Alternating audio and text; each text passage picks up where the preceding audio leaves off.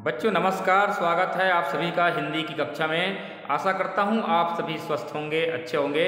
और आइए एक बार फिर से नवीन शिक्षा सत्र 2021-22 में आप सबसे एक बार पुनः मिलते हैं, जोड़ने का प्रयास करते हैं पढ़ाई के साथ। आज हम पढ़ाई की शुरुआत कर रहे हैं प्रथम पाठ से। आपके पाठ्यक्रम के अनुसार इकाई 1 प्रकृति व पर्यावरण के अंतर्गत पाठ 1.2 नर्मदा का उद्गम अमरकंटक। इस पाठ के लेखक है डॉक्टर श्री राम परिहार। यह जो पाठ है एक यात्रा वृतांत है, एक लेख है। डॉक्टर श्री राम परिहार कभी अमरकंटक की यात्रा में गए थे, भ्रमण में गए थे, और वहाँ उन्होंने जो देखा, जो उनको अनुभूति हुई, उसी का बहुत ही रोचक ढंग से बहुत ही अच्छे सजीव वर्णन इस पाठ में डॉक्टर श्री राम परिहार जी किए हैं। इस इकाई में हम प्रकृति से संबंधित जो बातें हैं, जो पाठ है, उसी का अध्ययन करेंगे।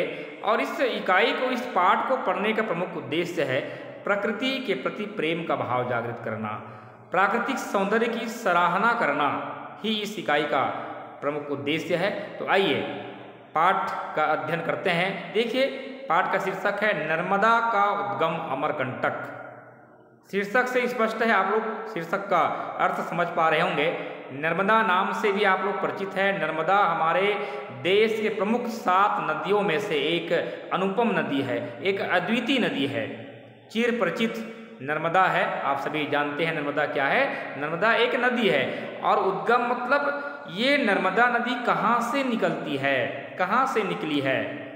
तो इसके आगे उत्तर दिया, देखिए शीर्षक में अमरकंटक। नर्मदा का उद्गम अमरकंटक, मतलब नर्मदा का उद्गम कहाँ से हुआ है? अमरकंटक से हुआ है। अमरकंटक से ही नर्मदा नदी निकलती है। तो इस पाठ में हम पढ़ेंगे बच्चों, जब अमरकंटक से नर्मदा नदी निकलती है तो अमरकंटक से निकलकर ये किन किन क्षेत्रों में प्रवाहित होती है, किस किस भूमि को सिंचित करती है। नर्मदा नदी के तट में कौन कौन से नगर बसे हुए हैं, कौन कौन से मंदिर है, तीर्थ स्थल है। नदी के तट में बसे हुए वनवासियों का जीवन स्तर किस प्रकार से है, कैसे उनका जीवन चलता है। अमरकंटक पहाड़ में कौन कौन से खनिज है, कौन कौन से पेड़ पौधे हैं, इन सभी बातों का वर्णन इस पाठ में श्री राम परिहार जी किए हैं। और नर्मदा नदी का उद्गम किस प्रकार से हुआ, इस नर्मदा नदी के उद्गम के साथ अनेक दंत कथाएं जुड़ी हुई है, इन सभी बातों का वर्णन इस पाठ में है। हम पढ़ेंगे बच्चों। आप सभी जानते हैं नर्मदा एक पावन पवित्र नदी है। भारत के प्रमुख 7 नदियों में से एक महत्वपूर्ण नदी, अनुपम नदी नर्मदा नदी है। आप लोग एकात्मा स्तोत्रम में जो श्लोक पढ़ते हैं, जिसमें 7 प्रमुख नदियों का नाम है, गंगा सरस्वती सिंधु ब्रह्मपुत्र पुत्रश्च गंडकी कावेरी यमुना रेवा कृष्णा गोदा महानदी। इस श्लोक में एक शब्द आया है, एक नाम आया रेवा। तो प्राचीन काल में नर्मदा नदी को ही रेवा के नाम से जाना जाता था, ये आप लोग याद रखेंगे। तो आइए हम इस पाठ का तो अध्ययन करेंगे ही। संक्षिप्त में डॉक्टर श्री राम परिहार इस पाठ के जो लेखक हैं उनको जानते हैं, तत्पश्चात पाठ का अध्ययन करेंगे, और जहाँ समझने लायक होगा उसे हम समझेंगे भी। तो देखिए, जीवन परिचय डॉक्टर श्री राम परिहार जी। डॉक्टर श्री राम परिहार का जन्म मध्य प्रदेश के खंडवा जिले के फेफरिया गांव में सन 1952 में हुआ। शिक्षा के क्षेत्र में आपने PhD एवं D.Litt की उपाधि प्राप्त की है। संप्रति प्राचार्य माखनलाल चतुर्वेदी शासकीय स्नातकोत्तर कन्या महाविद्यालय खंडवा में आप कार्यरत हैं। राष्ट्रीय हिंदी सेवी सहस्त्राब्दी सम्मान आपको मिला। सारस्वत सम्मान, सारस्वत मतलब साहित्य सम्मान, शास्त्रीय सम्मान, हिमालय कला एवं साहित्य इत्यादि अनेक सम्मान से आपको सम्मानित किया गया है। और आपकी प्रमुख रचनाएं हैं आँच अलाव की, अंधेरे में उम्मीद, धूप का अवसाद, बजे तो वंशी गूंजे तो संग, ठिठले पल पंखुरी, रसवंती बोलो तो, झरते फूल हर सिंगार के, हंसा कहो पुरातन बात, बोली का इतिहास, भय के बीच भरोसा, चौकस रहना है, कहे जग सिंगा, रचनात्मकता और उत्तर परंपरा, संस्कृति सलीला, नर्मदा, निमाड़ी साहित्य का इतिहास, परंपरा का पूरा आख्यान, ये इनकी प्रमुख रचनाएं हैं। तो ये आप लोग याद रखेंगे। और आइए पाठ की शुरुआत करते हैं। जैसे कि मैं पहले ही बताया, यह जो पाठ है एक यात्रा वृतांत है और श्री राम परिहार जी जो यात्रा में गए थे अमरकंटक की, उनको जो अनुभूति हुई, उन्होंने जो प्राकृतिक सौंदर्य को निहारा, जो देखा, उसी का बहुत ही मनमोहक ढंग से, रोचक ढंग से वर्णन इस पाठ में है।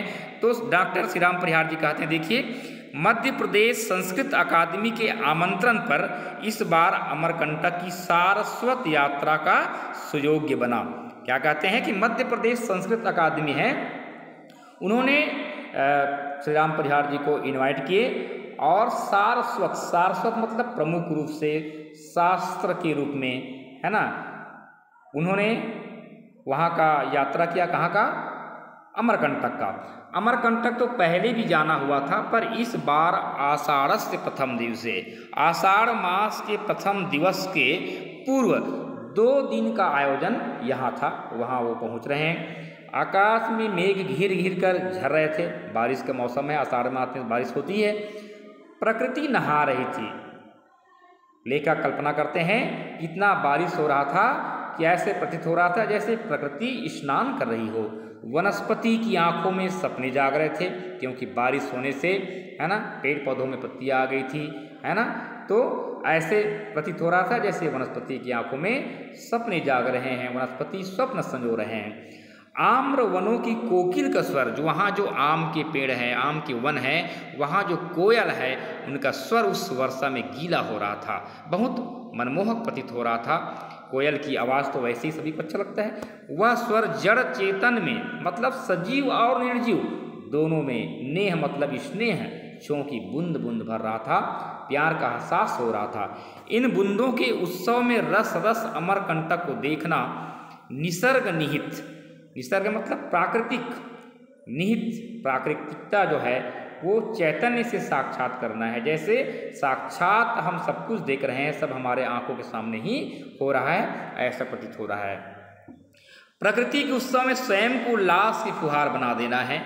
पृथ्वी के महामंच पर अपने व्यक्तित्व की लघुत्तम इकाई के अर्थ खोजना है। अर्थात वहाँ का जो वातावरण है, जब बारिश हो रही थी, जब यात्रा में वो थे, कौन? श्री राम परिहार जी, तो बहुत ही मनमोहक प्राकृतिक सौंदर्य था, वातावरण था, जो अपनी ओर सभी को आकर्षित कर रहा था। और ये पृथ्वी जैसे एक महामंच हो, और उस महामंच में स्वयं मैं भी एक लघुत्तम छोटे रूप में मैं वहाँ उपस्थित हूँ, ऐसा डॉक्टर श्री राम परिहार जी को प्रतीत हो रहा था। आगे देखिए, तो आगे लिखते हैं परिहार जी, हम लोग सुबह सुबह पेंड्रा रोड पहुँचे। पेंड्रा रोड कहाँ है? बिलासपुर जिला में एक तहसील है पेंड्रा रोड। अगर आप लोग यहाँ से डोंगरगढ़ से बिलासपुर की ओर जाएंगे तो पेंड्रा रोड आता है, ठीक है। तो वहाँ सुबह सुबह पहुँच गए श्री राम परिहार जी लोग। मेरे मित्र उदयपुर विश्वविद्यालय के प्राकृत विभाग के विद्वान प्राध्यापक भी इत्तेफाक से यहाँ मिल गए। तो संयोग से उनके जो मित्र हैं वो भी वहाँ पहुँच गए, जो इसी आयोजन में शामिल होने जा रहे थे, वो भी वहीं जा रहे थे। पानी बरस रहा था। हम पेंड्रा रोड से अमरकंटक के लिए रवाना होते हैं। पेंड्रा रोड से अमरकंटक रास्ता सघन वन प्रांत से होकर जाता है। घने जंगल है और घने जंगलों के बीच मार्ग है, वहाँ से वे आगे निकल रहे हैं। आरण्यक संसार, आरण्यक, अरण्य मतलब क्या होता है? जंगल होता है। तो जंगलों के बीचों बीच मार्ग है, इसलिए आरण्यक संसार में बरसते पानी, जंगलों के बीचों बीच जो सड़क मार्ग है, पानी बरस रहा है, तो वहाँ से गुजरना बहुत ही अच्छा लग रहा था।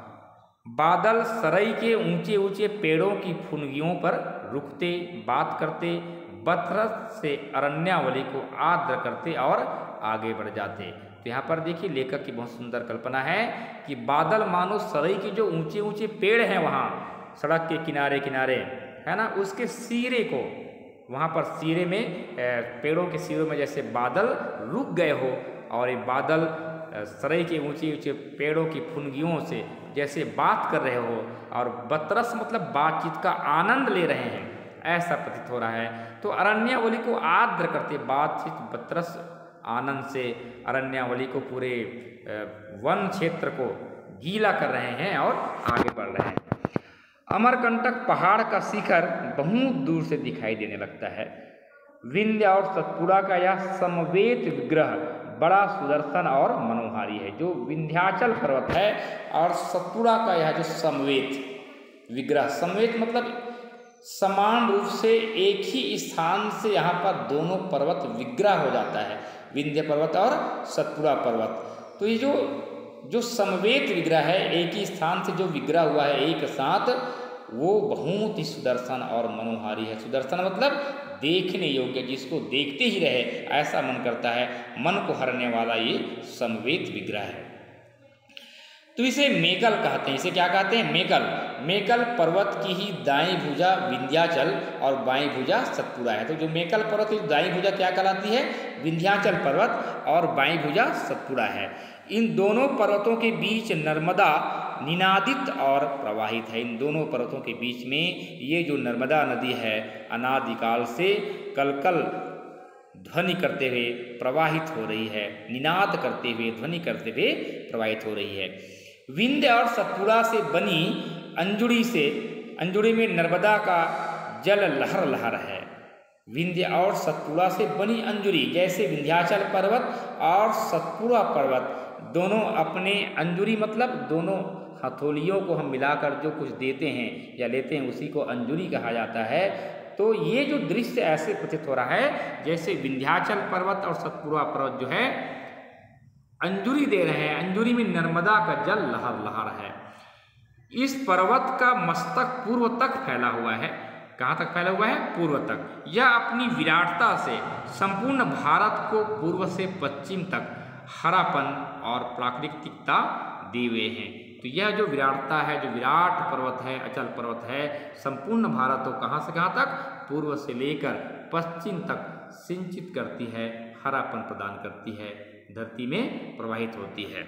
आगे देखिए, अब ये चित्र आप लोग देख पा रहे हैं, चलिए इसके बारे में पढ़ते हैं। दूर से दृष्टि पड़ती है, आप भी दृष्टि डालिए, कि कोई रजत धार आकाश से झर रही है। रजत मतलब चांदी के समान श्वेत धार आसमान से झर रही है। चित्र देखिए आप लोग, चारों तरफ हरा भरा वानस्पतिक संसार है। चारों तरफ क्या है? बहुत ही हरे भरे पेड़ पौधे हैं। एक पर्वत अपनी अचलता और विश्वास में समृद्ध है। पर्वत अचल है और बहुत विश्वास है।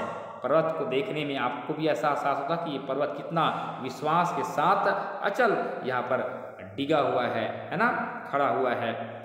तो कितना समृद्ध पर्वत है। ऊपर आसमान में बादलों की छिया छितौली और धमा चौकड़ी।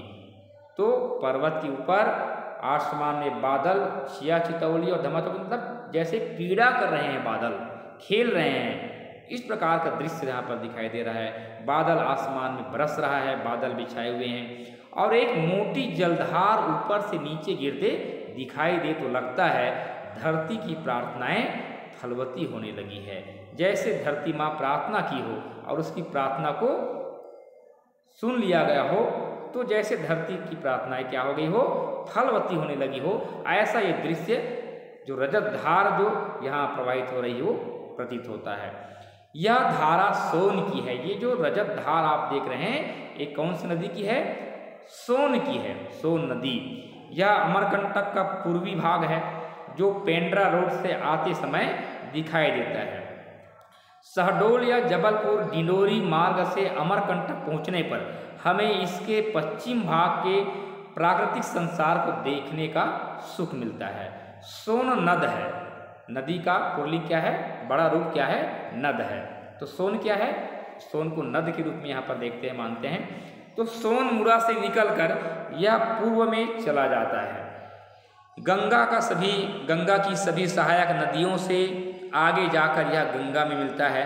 सोन के जल के द्वारा अमरकंटक अपनी जलांजलि सूर्य को और पूर्व के समुद्र को देता है। यहाँ लेखक की बहुत सुंदर कल्पना है, जैसे सोन के जल के द्वारा ये अमरकंटक जो पर्वत है, पहाड़ है, वो अपनी जलांजलि, जल की अंजलि सूर्य को और पूर्व के समुद्र को दे रहा है।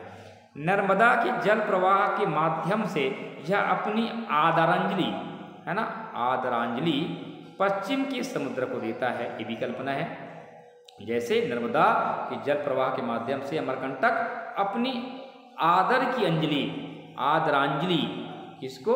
पश्चिम के समुद्र को दे रहा है। दोनों ही दशा में और दिशा में इसके आसपास की जमीन नम होती है, मतलब आसपास को ये नर्मदा नदी जो सोन नदी है वो क्या करती है, सिंचित करती है। यह जमीन का गीलापन कई कई जीवन की धड़कनों को पानी के रंग में रंग दे रहा है। मतलब अधिकांश लोग इसी जो सोन जो नद है वहाँ से जो जल प्रवाहित हो रही है वहाँ से वो दिलों की धड़कन है, मतलब आसपास के जमीन को ये जमीन क्या करती है, सिंचित करती है और उससे फसल का उत्पादन होता है। आगे देखिए, कितनी ही आड़ी तिरछी सड़क से चलते हुए अमरकंटक पहुँचे। आगे डॉक्टर श्री राम परिहार जी कहते हैं कि कितनी ही आड़ी तिरछी सड़क से चलते हुए अमरकंटक पहुँचे। सोन की यह झार इस मार्ग के हर कोण से दिखाई देती है। आँख सरई के पेड़ों की गाढ़ी हरियाली पर अटकती है। जो सरई के पेड़ है, जो गाढ़ी हरियाली होती है उस पर अटक जाती है, बहुत ही मनमोहक है। वन की सघनता पर आश्वस्त होती है, फिर सोन के सम्मोहन में फंस जाती है। ये सोन जो नद है वो मोहित कर लेता है। लंबा घाट चढ़ने पर हम अचानक स्वयं को अमरकंटक के एकदम सानिध्य में पाते हैं। सानिध्य मतलब उसके सामने पाते हैं। लंबा घाट चढ़ने के बाद सोन आँखों से ओझल हो जाता है। अब आप सोन जो नदी है, जो सोन नद है वो आँखों में थोड़ा सा दिखाई नहीं देता है, तो गायब हो जाता है। अब बारिश रुक गई है। अमरकंटक की समतल और रक्ताब, रक्ताब मतलब क्या, रक्त के समान आभा वाली, उसे रक्ताब कहते हैं। यहाँ रक्ताब में बहुब्री समास से याद रखेंगे, ठीक है। और तो देखिए, अमरकंटक की समतल और रक्ताब छवि, छवि मतलब स्वरूप से रूबरू होते आगे बढ़ते हैं। छोटी सी, बिल्कुल छोटी नदी को पतली धार के रूप में छोटे से पुल द्वारा पार करते हैं। निगाह किनारे लगे बोर्ड पर अटक जाती है, तो वहाँ क्या लिखा है, नर्मदा। डॉक्टर श्री राम परिहार जी कहते हैं कि वहाँ पर क्या लिखा है, बोर्ड में नर्मदा लिखा है। इतनी छोटी, इतनी पतली, यहाँ बहते हुए इसलिए दिख रही है कि बरसात का मौसम है, नहीं तो बहुत छोटी और पतली धार है।